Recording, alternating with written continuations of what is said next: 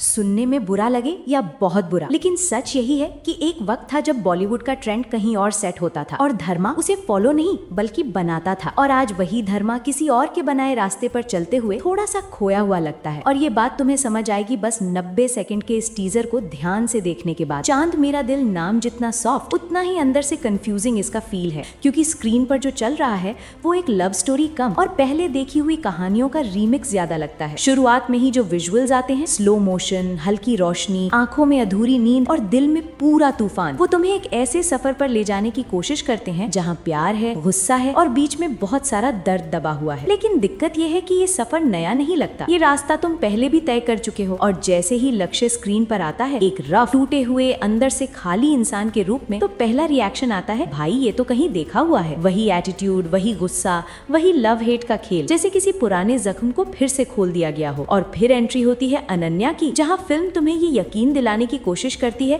कि यही वो इंसान है जो इस पत्थर दिल लड़के को इंसान बना देगी। लेकिन सच बोलूं तो यहाँ पर इमोशन से ज्यादा एक्टिंग नजर आती है और कनेक्शन बनने से पहले ही टूट जाता है। हाँ, ये जरूर है कि कुछ फ्रेम्स ऐसे हैं जो आंखों को अच्छे लगते हैं, जैसे बारिश में भीगा हुआ शहर, खाली सड़कों पर चलते दो लोग, या वो एक सीन जहाँ चांद की रोशनी सीधे चेहरे पर गिरती है। वो सब सिनेमैटिक जरूर है, लेकिन कहानी के अंदर वो गहराई नहीं डाल पाती जिसकी जरूरत है। और फिर आता है म्यूजिक, जो ऑनेस्टली इस पूरे टीजर का सबसे स्ट्रॉन्ग पार्ट है। बैकग्राउंड में बजता चांद मेरा दिल एक ऐसा एहसास देता है जैसे किसी पुरानी याद को नए दर्द के साथ जोड़ा जा रहा हो, और कुछ सेकंड के लिए तुम सच में खो जाते हो। लेकिन जैसे ही म्यूजिक खत्म होता है, रियलिटी वापस आ जाती है और वही सवाल खड़ा हो जाता है, ये सब पहले क्यों देखा हुआ लग रहा है। डायरेक्टर विवेक सोनी का टच यहाँ महसूस जरूर होता है, खासकर इमोशनल बीट्स में, लेकिन इस बार वो जादू थोड़ा अधूरा सा लगता है, जैसे कोई अच्छी कहानी थी जिसे जल्दी में सुनाया गया हो। और सबसे बड़ा ट्विस्ट ये है कि फिल्म तुम्हें बार बार इमोशनल करने की कोशिश करती है, लेकिन हर बार तुम बस ऑब्जर्व करते रह जाते हो, फील कम करते हो। और यही वो जगह है जहाँ ये टीजर थोड़ा फिसल जाता है, क्योंकि आज की ऑडियंस सिर्फ खूबसूरत शॉट्स नहीं, असली फीलिंग ढूंढती है। और जब वो नहीं मिलती तो चाहे कितना भी बड़ा बैनर हो,